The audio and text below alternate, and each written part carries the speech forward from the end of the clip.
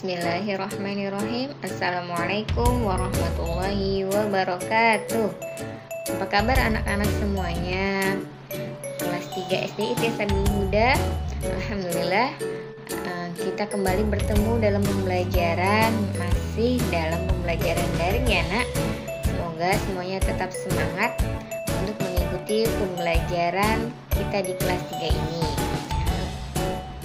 Hari ini kita akan belajar materi bahasa Indonesia di kelas 3 di tema 1 tentang pertumbuhan dan perkembangan makhluk hidup. Oke, sebelum mendengarkan materi selanjutnya, kita mulai dengan membaca basmalah. Bismillahirrahmanirrahim. Semoga apa yang kita pelajari hari ini dapat kita pahami dan juga dapat kita amalkan ya. Oke, selamat menyimak video berikutnya. Oke, sebelum kita melanjutkan tentang pembahasan di tema 1, subtema 1 ini tentang ciri-ciri makhluk hidup, Bu Fitri akan menjelaskan bahwasanya KD pada mata pelajaran bahasa Indonesia di kelas 3 tema 1 ini adalah mencermati kosakata dalam teks tentang konsep ciri-ciri kebutuhan makan dan tempat hidup, pertumbuhan dan perkembangan makhluk hidup yang ada di lingkungan setempat yang disajikan dalam bentuk tulisan, tulis, visual, dan atau eksplorasi lingkungan. Jadi, kalau ada yang bertanya, kenapa kita belajar bahasa Indonesia tapi mempelajari tentang ciri-ciri makhluk hidup, Bu? Kita akan mengenal kosakata ataupun istilah-istilah yang terkait dengan ciri-ciri makhluk hidup. Gitu. Jadi yang menjadi fokusnya adalah kosakata yang ada dalam ciri-ciri makhluk hidup ini. Gitu.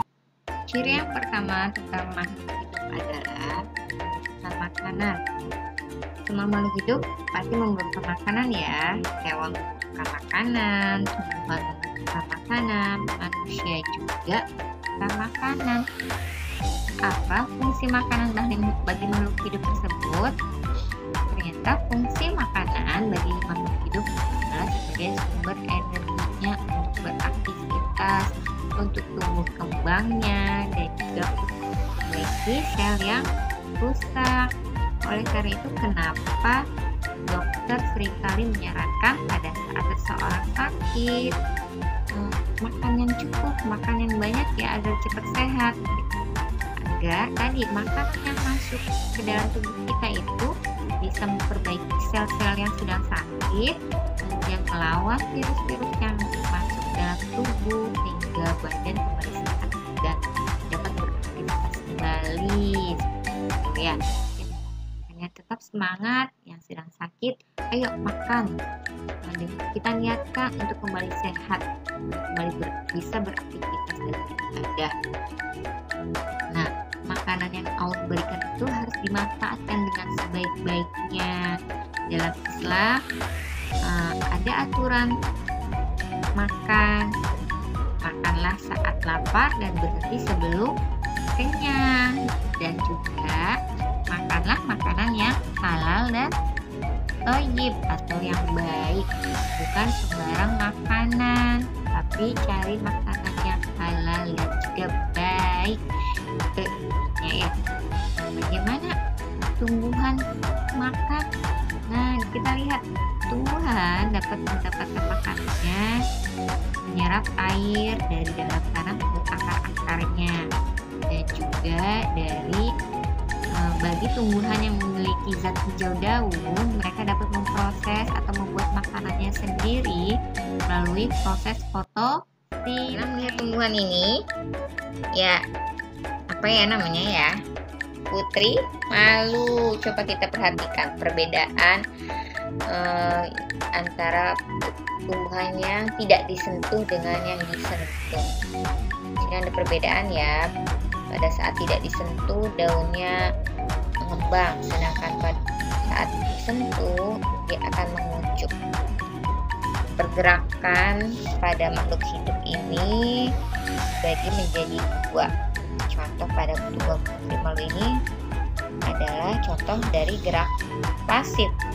Gerak pasif adalah gerak yang sangat lambat dan tidak mengakibatkan perpindahan tempat. Contohnya tadi menurutnya daun putri malu ketika disentuh, mekarnya bunga. Apakah berpindah tepat pada saat bunga mawar mekar? Tidak ya, tapi bunga mawar itu akan mekar dengan perlahan tanpa berpindah pohonnya. Dan juga gerak batang yang menghadap cahaya matahari. Ini menanggapi rangsangan, yaitu rangsangan dari cahaya matahari. Nah, pada makhluk hidup lainnya seperti cicak, nyamuk, ikan, mereka pun bergerak. Manusia ya, kita semua saat berjalan, ikan berenang, cicak merayap, nyamuk terbang, itu adalah contoh dari gerak aktif. Gerak yang mengakibatkan makhluk hidup berpindah tempat. Tadi contohnya berjalan, berlari, terbang, dan berenang. Nah, alat geraknya pun berbeda-beda ya. Ikan bergerak dengan siripnya, nyamuk bergerak dengan sayapnya, seperti itu. Kita bergerak dengan kaki, ya, tangan pun bergerak. Insya Allah, alhamdulillah. Salah satu ciri-ciri makhluk hidup lainnya adalah bernafas. Makhluk hidup seperti manusia dan juga hewan memerlukan udara untuk bernafas. Bagi manusia dan hewan, udara yang digunakan untuk bernafas adalah oksigen. Saat bernafas, kita mengambil oksigen, lalu kita mengeluarkan atau menghembuskan karbon dioksida. Dari mana ya oksigen ini berasal atau dihasilkan? Nah, udara yang dihirup oleh manusia berupa oksigen ini dihasilkan oleh tumbuhan. Tumbuhan ini ternyata menghasilkan oksigen. Agar udara banyak mengandung oksigen, maka penting bagi kita untuk menjaga kelestarian tanaman, menanam pepohonan agar lebih banyak oksigen yang dihasilkan dari tumbuh-tumbuhan, sehingga kita pun dapat bernafas dengan baik karena menghirup banyak oksigen. Berikut kita akan mengenal beberapa alat pernafasan dari makhluk-makhluk hidup. Manusia, alat pernafasannya dengan paru-paru. Ikan bernafas dengan insang. Tahu nggak sebelah mana insangnya? Coba siapa yang suka makan ikan? Insang di bagian kepala ya, di balik di balik kepalanya, di dalam itu ada yang berbuku-buku, bentuknya merah, warnanya merah, itu insang. Katak bernafas dengan kulit dan paru-paru. Burung bernafas dengan paru-paru dan kantung udara. Yang belalang dengan trakea, laba-laba dengan paru-paru bukunya. Oh iya, satu lagi, ada tumbuhan.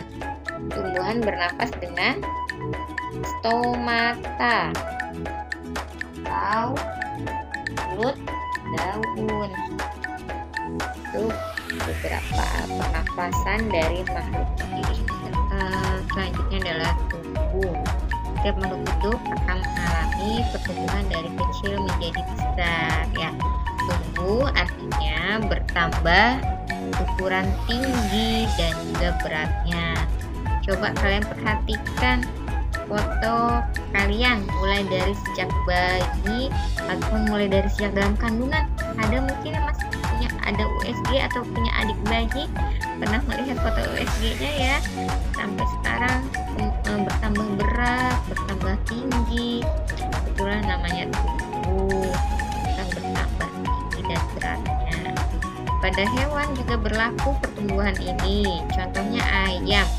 pada awalnya ayam masih dalam bentuk telur, kemudian dierami oleh induknya, maka dia akan menetas, keluarlah anak ayam, kemudian tumbuh menjadi besar, jadi seekor ayam dewasa atau ayam jantan juga ada. Dan kemudian pertumbuhan juga dialami oleh tumbuhan. Contohnya tumbuhan kacang hijau.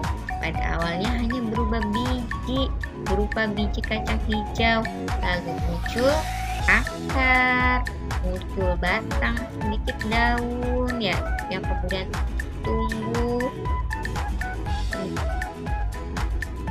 semakin besar, semakin panjang. Pada akhirnya batang bertambah tinggi dan daun pun bertambah lebar. Itulah pertumbuhan pada makhluk hidup. Yang terakhir dalam pembahasan untuk tema satu ini adalah ciri-ciri makhluk hidup berkembang biak. Makhluk hidup dapat berkembang biak dan cara perkembangbiakan makhluk hidup ini adalah berbeda-beda.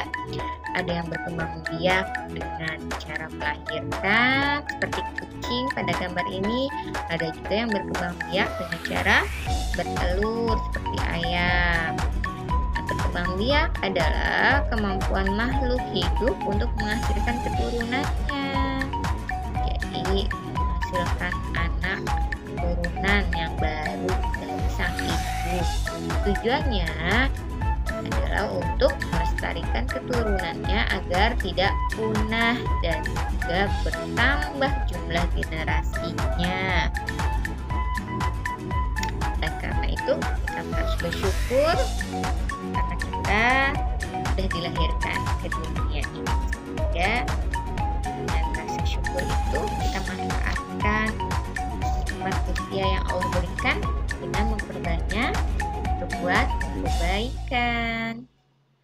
Oke, untuk pembahasan tema ini cukupkan tentang ciri-ciri makhluk hidup. Tadi ada berapa ya? Ada makan makanan, bernafas, bergerak, tumbuh, dan berkembang biak. Itu istilah-istilah dari ciri-ciri makhluk hidup. Kucing berkembang biak dengan cara melahirkan. Manusia membutuhkan oksigen untuk bernafas.